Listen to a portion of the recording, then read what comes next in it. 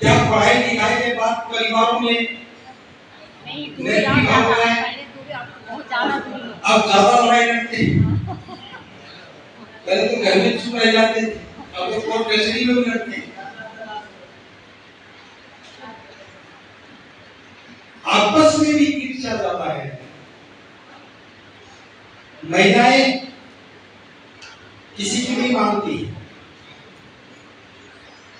मेरी बात को व्यक्तिगत मत है, तालमेल की कोई सोचता ही नहीं। ये मतलब बीमारी बढ़ रही है। शिक्षा के बाद पढ़ाई लिखाई भले ही कम हो गई हो, मतलब ये समस्या कम हो गई हो, लेकिन समझ में कमी हो गई है। पढ़ाई लिखाई का मतलब समझ से है, और जब मैं समझ की बात करूं तो हम अब ज्यादा ना समझ गए हैं, क्योंकि हम किसी की मानते नहीं।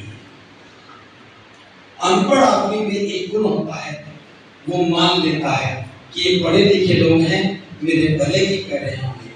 और पढ़े लिखे आदमी में एक गुण होता है, वो पहले ही मान के बैठता है कि मुझे इसकी बात नहीं मानती। ये गुण मुझसे ज्यादा पढ़ा लिखा है। और इस बीमारी के शिकार कौन कौन है मुझे मत बताओ। जब ये लेसन पूरा हो जाए तो अपनी डायरी में लिख लेना, आप बीमार हो या स्वस्थ हो। बीमार और स्वस्थ का मतलब क्या है? अभी मैं धमकी का काम नहीं कर रहा हूं, मैं थोड़ा सामाजिक काम में बात कर रहा हूं। अब हम समाज की बात करते हैं। हम समाज को बदल रहे हैं, सामाजिक संगठन चलाते हैं। कोई बाबा साहब के नाम से, कोई ज्योतिराव फुले, सावित्रीबाई फुले, कोई शिक्षा के नाम से, कोई किसी के नाम से, महापुरुषों के नाम से हम संगठन चलाते हैं। बाबा साहब की जयंती मनाते हैं,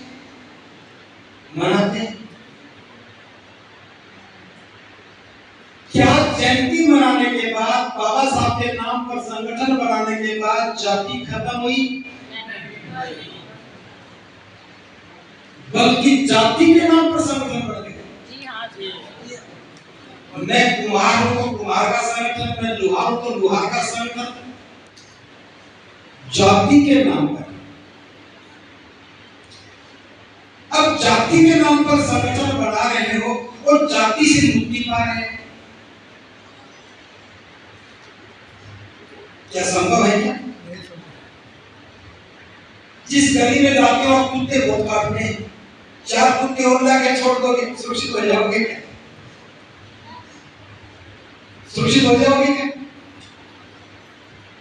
जिस घर में रहते हो आप चूहे बहुत ज्यादा है, 50 चूहे लाके रोड छोड़ दो, चैन से सो जाओगे? ये जाति का रोग ऐसा है, कम बीमारी से चैन नहीं पड़ता। इसे हर आदमी जाति के रोग को बढ़ाना चाहता है। बस मेरी जाति इकट्ठी हो जाए, मेरी जाति इकट्ठी हो जाए, और हर संगठन अपनी जाति के लोगों को, मेरी बात याद करें, मंच के साथ बैनर में एक बात लिखवा देना, जो शराब पीता हो वो वक्ता ना करे, जो शराब पीता हो भाषण ना दे। दूसरी बात, जो बाबा साहब की बात को नहीं मानता हो भाषण ना दे। और मैं पूरे विश्वास के साथ बताता हूं, 14 को तो मुझे पता नहीं कोई मिलेगा नहीं मिलेगा, 15 को एक क्या भी मिलेगा, वो नहीं मिलेगा और नहीं मिलेगा कोई। आप कहेंगे ऐसा क्यों? क्योंकि आप में से कोई भी नहीं है, आप में से कोई भी वक्ता नहीं बन सकेगा। क्यों? क्योंकि आप बाबा साहब की एक भी बात नहीं मानते हो, और ये कहने का दुस्साहस कोई और नहीं कर पा रहा। इसीलिए बीमारी बढ़ती जा रही है।